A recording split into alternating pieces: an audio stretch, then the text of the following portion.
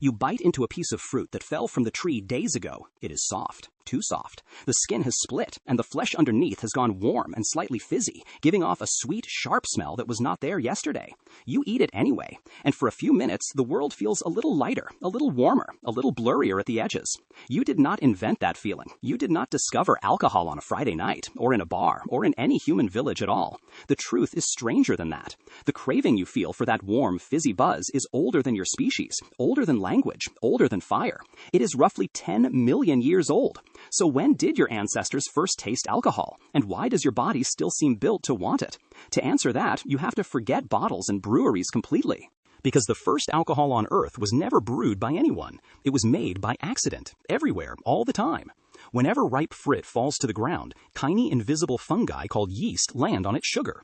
Those yeast quietly eat the sugar and release two things, bubbles of gas and ethanol, the same alcohol in every drink you have ever had. Fermentation is not a human invention. It is just rotting, caught at the exact moment it turns delicious. And for tens of millions of years, the forest floor was littered with it. A biologist named Robert Dudley noticed this. He works at the University of California, Berkeley, and he asked a simple question that most people never think about. Why would an animal, any animal, be attracted to the smell of alcohol at all? His answer became known as the drunken monkey hypothesis. The idea goes like this. For your distant primate ancestors, the faint smell of fermenting fruit was not a temptation, it was a map.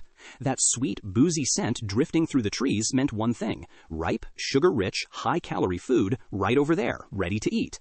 The animals that could smell it and feel drawn toward it found more food. They survived. They had more babies. So the attraction to alcohol may not be a flaw in you at all. It may be one of the oldest survival instincts your family line ever had. But a smell is only useful if your body can handle what comes next. And here the story gets remarkable. In 2015, a scientist named Matthew Kerrigan studied a single gene buried deep in the primate family tree. The gene makes an enzyme, a tiny molecular tool called ADH4, and its job is to break alcohol down inside the body so it does not poison you. Kerrigan traced this gene back through millions of years of ancestors, and he found something extraordinary. Around 10 million years ago, in the shared ancestor of humans, chimpanzees, and gorillas, that single gene mutated. Almost overnight, in evolutionary terms, your ancestors became about 40 times better at digesting alcohol than before. Think about what that timing means. 10 million years ago is roughly when your ancestors were leaving the trees and starting to spend more time on the ground.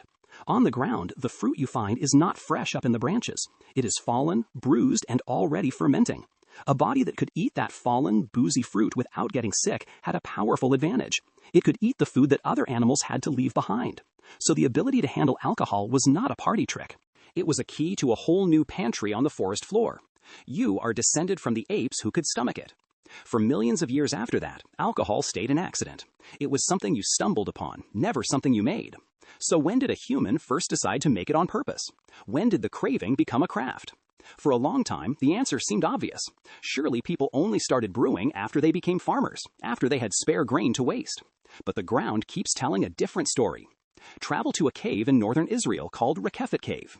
There, an archaeologist named Li Lu, who works at Stanford University, examined deep stone hollows carved into the cave floor.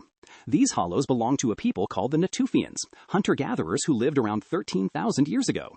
Inside the residue of those stone mortars, Lu and her team found the chemical fingerprints of brewed grain, the faint traces of a thick, porridge-like beer. Read that number again. 13,000 years ago. That is before the first farms, before the first planted fields, before wheat was ever truly tamed. These were people who did not yet farm, and they were already making beer. Why would they bother? The answer seems to be that they were not drinking alone. They were brewing for the feast. Picture it for a moment, a gathering at the mouth of the cave. Dozens of people who normally roam in small separate bands, all coming together in one place. There is food, and there is something more. A shared, mind-loosening drink, passed between hands that do not usually meet. The beer was not really about getting drunk. It was the glue. It turned strangers into a community for a single night. And that may be the most important clue of all. Travel now to the other side of the world, to a village called Jiahu in the Yellow River Valley of China. Here, a biomolecular archaeologist named Patrick McGovern from the University of Pennsylvania analyzed the inside of ancient clay pots. McGovern has spent his life chasing the chemical ghosts of ancient drinks. Inside these particular pots, dated to around 9,000 years ago, he found the oldest alcoholic drink ever confirmed by science. It was not simple beer.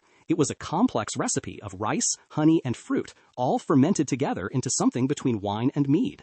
9,000 years ago, someone in that village had a recipe. They had a method. They were not catching alcohol by accident anymore. They were making it, deliberately, again and again. The accident had become an art.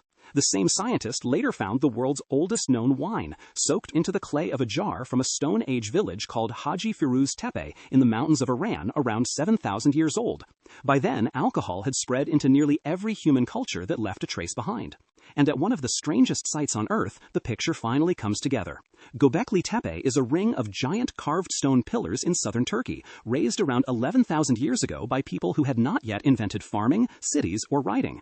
Among the stones, researchers found huge carved limestone vats, some able to hold over 40 gallons of liquid, lined with the chemical residue of fermentation.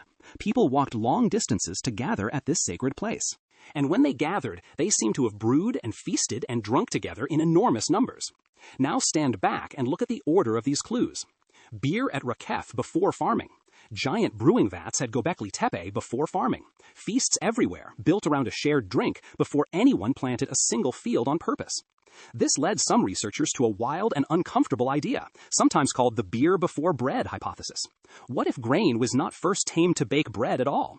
What if one of the reasons your ancestors started planting and harvesting wheat and barley, the very act that created farming, villages, and eventually all of civilization, was the simple desire to reliably brew more beer for the feast? It is still debated. No one can prove exactly why farming began.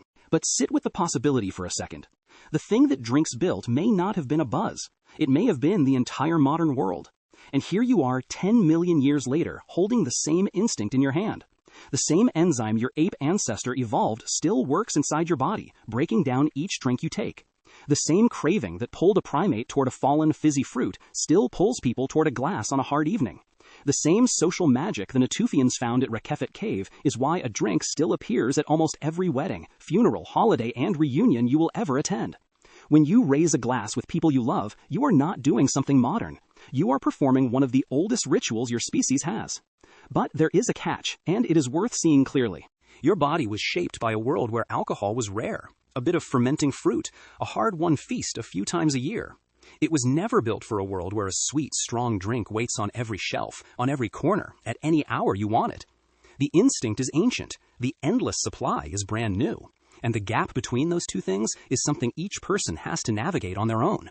So the next time something sweet and fermented touches your tongue and the world goes a little warmer and blurrier at the edges, remember what you were really tasting. Not an invention, an inheritance, a craving 10 million years in the making, passed down from an ancestor who once reached for a soft fallen fruit on the forest floor and felt the world go a little lighter, just like you do now.